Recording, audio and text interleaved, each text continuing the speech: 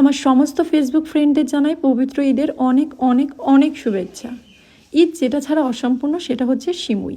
তাই আজ পবিত্র ঈদের দিন সকাল সকাল সিমুই রান্না করতে করতে ছোটোবেলার অনেক স্মৃতি মনে পড়ে গেল। আমরা যখন ছোট ছিলাম তখন ঈদের আগের রাত্রে আকাশের চাঁদ দেখা নিয়ে মনের মধ্যে একটা উত্তেজনা থাকতো। বারবার ছাদে গিয়ে আকাশের দিকে তাকানো, চাঁদ উঠলে খুব আনন্দে উল্লাস করা। কিন্তু বর্তমানে সোশ্যাল মিডিয়ার যুগে আমরা কিন্তু আর সেই ছাদে গিয়ে চাঁদটা দেখি না। আমরা সোশ্যাল মিডিয়ার মাধ্যমেই জানতে পারি চাঁদ উঠেছে কি ওঠে না।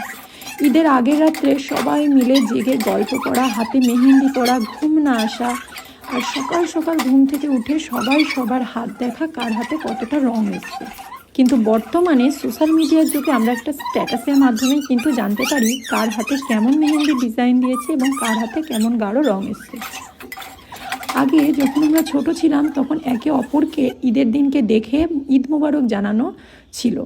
কিন্তু বর্তমানে সোশ্যাল মিডিয়ার যুগে আমরা হোয়াটসঅ্যাপ বা মেসেঞ্জারের মাধ্যমেই ঈদ মোবারক পাঠাই।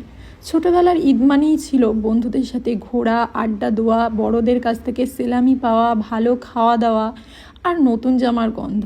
আমার আজও মনে পড়ে ছোটোবেলায় যখন সবাই বলতো তোর ঈদে কটা জামা হয়েছে, তুই ঈদে কী জামা কিনেছিস, আমাকে দেখা।